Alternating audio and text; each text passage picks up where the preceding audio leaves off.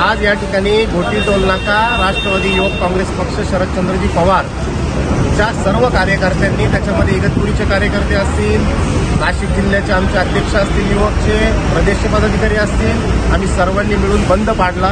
त्याचं कारण असं की पडग्यापासून तर गोंद्यापर्यंत या टोलचं लिमिट आहे, त्याच्यामध्ये अत्यंत मोठे खड्डे या ठिकाणी आपण मुंबईला जाण्यासाठी लागतो आणि हा रोड अंडर कन्स्ट्रक्शन असताना कुठल्याही प्रकारचा टोल वसूल करण्यात येऊ नये।